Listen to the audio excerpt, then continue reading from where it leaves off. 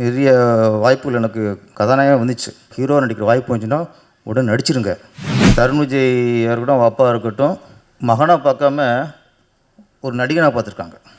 ஆடியன்ஸை சீட்டு நுனியில் உட்கார வச்சு அந்த ஒரு பதட்டத்தோடு பார்க்க வைக்கிறது மிகப்பெரிய சேலஞ்ச். பெண்கள் எப்பவுமே அப்படி தான், அப்பா அப்பா அப்பா அப்பா தான். அனைவருக்கும் வணக்கம். குற்றம் புதிது பட இசை வெளியீட்டாக வந்திருக்கும் மீடியாக்களுக்கும், நடிகர்களுக்கும், தொழில்நுட்ப கலைஞர்களுக்கும் அனைவருக்கும் வணக்கம். இந்த படத்தில் முதல்ல ஒரு சந்தோஷம் என்னென்னா, ஒரு தயாரிப்பாளர் தன் மகனை ஹீரோவாக அறிமுகப்படுத்தினா நிறைய படம் பார்த்துருக்கோம். ஒரு ஓப்பனிங் சாங் வச்சு பூலாம் தூவி அப்படியே கிளாமராக பண்ணி ஃபஸ்ட்டு படத்தே பஞ்சு டாக்லாம் வச்சு காஸ்ட்யூம்லாம் அப்படி இருக்கும். எம்ஜிஆர், விஜய், ரஜினி போகிற மாதிரி இருக்கும். அப்படிலாம் போட்டு அழகு பார்ப்பாங்க. ஆனால் இதில் அப்படி இல்லாமல் நல்ல கதையை தேர்ந்தெடுத்து இந்த கதைக்கு இந்த ஹீரோ இப்படி நடிக்கணும் அப்படின்னு நினச்சி ஒரு துணிச்சல். இது ஆக்சுவலி இது தருண் விஜய் இருக்கட்டும், அப்பா இருக்கட்டும், மகனாக பார்க்காம ஒரு நடிகனாக பார்த்துருக்காங்க. ஏன்னா அந்த குரல் மாதிரி வர்றதெல்லாம் யாரும் ரொம்ப யோசிப்பாங்க. படம் ட்ரெயிலில் பார்க்கும்போது தெரியுது, பின்னாடி பயங்கரமான கொலை குத்து கொலவெறி எல்லாமே இருக்குன்னு தோணுது. ஆனால் இதில் ஹீரோ முதல் படத்தில் ஒரு சவாலாக எடுத்து பண்ணுறதுக்கு முதல்ல அதுக்கு உங்களுக்கு பாராட்டுகள், வாழ்த்துக்கள் சார்.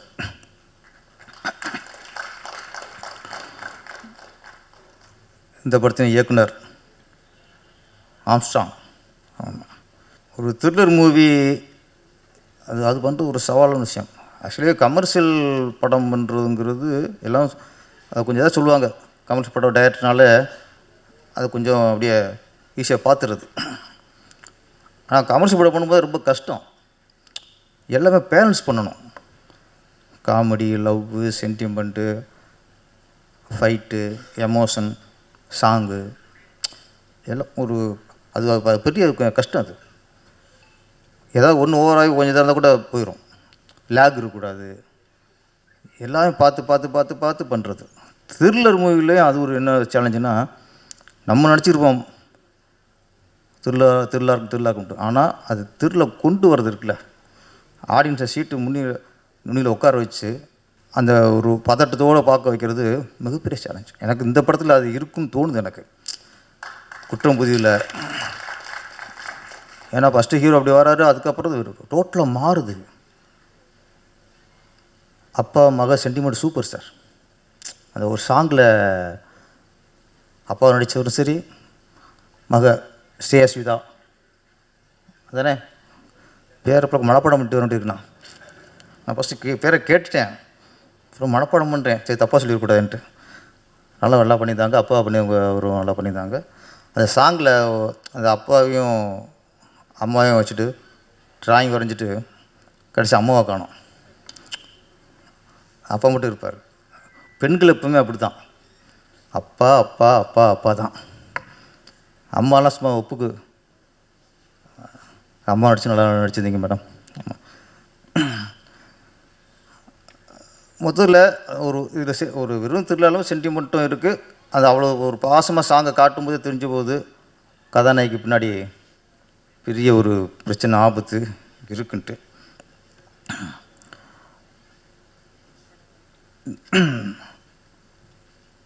த்ரில்லர் அதான் டைரக்டர் படம் எடுத்துகிறாங்க. இப்போது ஒன்று தான் என்ன சர்டிஃபிகேட், சர்டிஃபிகேட்னாங்க. அந்த சர்டிஃபிகேட் வராமல் நம்ம இன்றைக்கி படம் பண்ணுறதுங்கிறது வேணும் இன்றைக்கி காலகட்டத்துக்கு.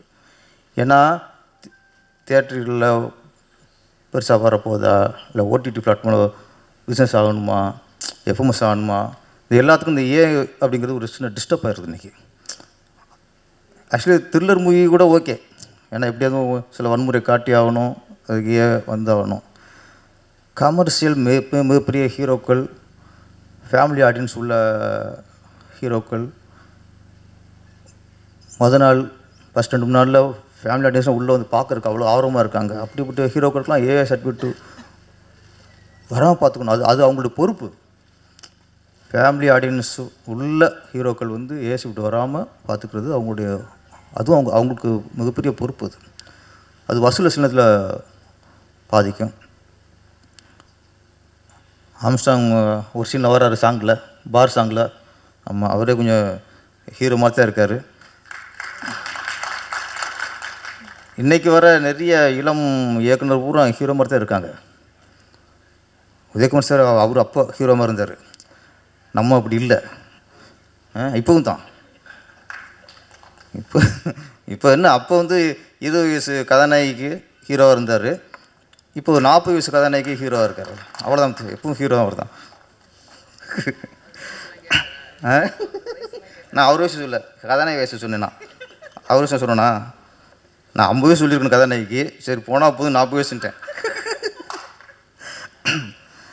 ஆமாம், கதை இப்போ நான் சொன்னால் டைரக்டர்லாம் எல்லாம் ஹீரோ மாதிரி இருக்காங்க. கொஞ்சம் சுதாரிச்சுக்கணும். எனக்கும் வாய்ப்பு வந்துச்சு, நம்பணும். நீங்கள் பழனி முடிஞ்சதுக்கப்புறம் நிறைய வாய்ப்புகள் எனக்கு கதாநாயகம் வந்துச்சு. ராசுமுருகன் கூப்பிட்டாரு, ஏ வெங்கடேஷ் சார், நிறைய இயக்குநர்கள். அப்போ நம்ம டைரக்டராக இருக்கோமா, ரொம்ப பிஸியாக இருக்குமா, மைண்டில் ஏற்றிக்கல. என்னடா நடிக்கிறது அப்படின்னு வந்தாச்சு. இப்போ யோசிக்கிறேன் நடிச்சுக்கலாமான்ட்டு. ஏன் சொல்கிறேன்னா, இப்போ லோகேஷ் கனகராஜ்லாம் ஹீரோ மாதிரி இருக்கார், நெல்சன் ஹீரோ மாதிரி இருக்கார், ஆம்ஸ்டாங் ஹீரோ மாதிரி இருக்கார், அந்த ஜென்டில் உமன் டயர் இருக்கார், அவரும் ஹீரோ மாதிரி இருக்காங்க. எல்லாம் ஹீரோ மாதிரி இருக்காங்க. உங்களுக்கு வாய்ப்பு வந்துச்சுன்னா, ஹீரோ நடிக்கிற வாய்ப்பு வந்துச்சுன்னா உடனே நடிச்சிருங்க. ஏன்னா நம்ம படம் 1 2 ஃபெயிலியராக போச்சுன்னா இன்றைக்கி வரிசை நிற்கிற ஹீரோக்கள் வந்து அப்புறம் கூப்பிட மாட்டாங்க, அப்பாயின்மெண்ட் கேட்டாலும் கிடைக்காது.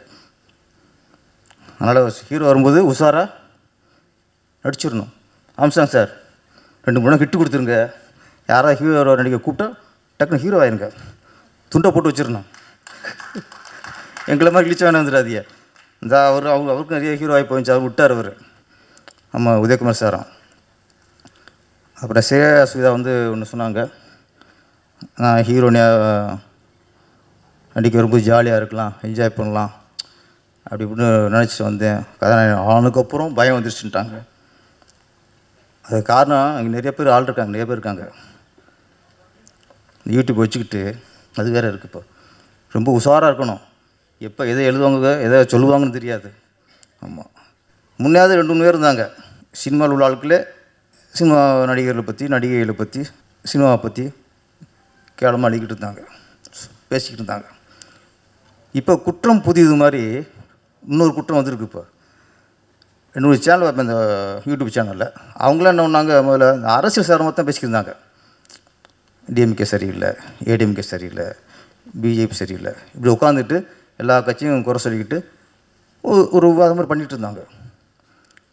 இப்போ பார்த்தா அவங்கெல்லாம் இப்போ சினிமாவுக்கு வந்துருக்காங்க. அவங்க அரசியல் விமர்சனம் பண்ணிக்கிற ஆளுக்கு இப்போ நடிகர்களை பற்றி சினிமா வந்து ரொம்ப கேவலமான தொழில் இந்த மாதிரிலாம் இப்போ இங்கே ஆரம்பிச்சிட்டாங்க. அங்கே கள்ள கட்ட முடியல போல இருக்குது, வசூல் குறைஞ்சி போல இருக்குது. இந்த பக்கம் வந்துட்டாங்க. இப்போ நடிகர் சங்கத்திலே ஒரு புகார் கொடுத்துருக்கான்னு நினைக்கிறேன். யாரோ ஒரு யூடியூப் சேனல் வச்சுருக்கவங்க கேவலமாக பேசிட்டாங்கன்ட்டு. இப்போ அரசியல் விமர்சனம் இந்த பக்கம் வந்துட்டாங்க. இப்போ சினிமா தொழில் அவ்வளோ மோசமாக போச்சு. இதுக்கெல்லாம் ஒரு முடிவு வரணும். சங்கங்களும் சரி, இப்போ நடிகர் சங்கம் கொஞ்சம் இப்போ தான் கொஞ்சம் உஷாராயிருக்காங்க. யாராவது கேவலம் பேசினா உடனே எல்லாரும் இயக்கம் சங்கமாகட்டும். பாலச்சந்தரை பற்றி ஒருத்தர் கொஞ்சம் தரக்குறைவாக பொதுவெளியில் விமர்சனம் வச்சாங்க. உடனே நாங்கள் இயக்க சங்கத்துலேருந்து அதுக்கு கண்டனம் தெரிவிச்சிட்டோம். அது மாதிரி அப்பப்போ சிலது அடிச்சிடணும். வளர விட்டால் சிலருக்கு முத்தி போகுது. நம்ம இயக்குனர் கூட சார் சொன்னார், விமர்சனங்கள் ரொம்ப மோசம் போய்கிட்டுருன்ட்டு. நான் ஒன்று தான், இப்போது ஒரு இளைஞன் ஒரு பொண்ணு பார்க்க போகிறாரு. அவருக்குன்னு ஒரு டேஸ்ட் இருக்கும், பொண்ணு இப்படி இருக்கணும் அப்படின்னு நினச்சிருப்பார். பொண்ணு பார்க்க போகிறாரு. இவர் டேஸ்ட்டுக்கு இவர் நினச்ச மாதிரியே பொண்ணு இல்லை, பொண்ணு பிடிக்கல. பொண்ணு பிடிக்குன்னு சொல்லிட்டு அடுத்த பொண்ணை பார்க்க போயிடணும். இவருக்கு பொண்ணு பிடிக்குன்னு சொல்லிட்டு போயிடணும். அடுத்த பொண்ணு பார்க்க வராங்கல்ல, அவங்கள மறித்து பொண்ணு நல்லா இல்லை, பொண்ணு நல்லா இல்லை, பொண்ணை பார்த்துடாதீங்க, இவ்வளோ கல்யாணம் பண்ணிடுறதே சொன்னால் அவன் பைத்தியம், மெண்டல், அவன் லூஸ் பையன். உனக்கு பிடிக்கலன்னா போயிட்டாரு, எனக்கு பிடிக்குன்னு சொல்லி போயிட்டு வரலாம். அடுத்த பார்க்க வரேன்னா பார்க்கக்கூடாதுன்னு பண்ணால் 1 ஹவர் பைத்தியக்காரன் அவனுமே இல்லை. எவன் ஒருத்தன் உனக்கு படம் பிடிக்குதா, பிடிக்குன்னு எழுது, பிடிக்கலையா பிடிக்குன்னு சொல்லு, படத்தில் உள்ள நிறைய குறைகளை சொல்லு, ஃபஸ்ட் ஹாஃப் சரியில்லை, செகண்ட் ஹாஃப் சரியில்லை, இந்த ட்விஸ்ட்டு சரியில்லை, என்ன படத்தை பற்றி என்ன பேசுங்க, அதை போய் பார்த்துடாதீங்கன்னு சொல்கிறதுக்கு உங்களுக்கு யார் ரைட்ஸ் இல்லை. ஃபஸ்ட்டு இந்த படத்தை இன்னும் ஒரு 2 வாரத்தில் ஓட்டிகிட்டு அங்கேயே பாருங்கள். இந்த படம் சாங் நல்லா இருக்குது, டிவியில் போடுவாங்க, அங்கேயே பாருங்கள். நான் என்ன சொல்கிறேன், பொண்ணு பிடிச்சிருக்கு பிடிக்கலன்னு அவன் இஷ்டம். அடுத்து வரவங்களை பொண்ணு பார்க்கணும் சொன்னால் பைத்தியம். அந்த மாதிரி பைத்தியங்கள் நிறைய தெரியுது. கொஞ்சம் மந்திரிக்கணும், இனிமேல் விட்டுக்கிட முடியாது, மந்திரிக்கணும். ஏன்னா எல்லோரும் வேடிக்கை பார்த்துக்கிட்டீங்கன்னு வச்சுங்களேன், சரியாக வராது. நம்ம சினிமாவில் இருக்கோம், இதெல்லாம் சொல்லுவாங்க, அது கிளையில் உட்காந்துக்கிட்டு அடிக்கலை வெட்டுறாங்கல்ல, அந்த மாதிரி முட்டாள்தனம் தான். கடைசியாக நீங்களே விழுந்துருவீங்க.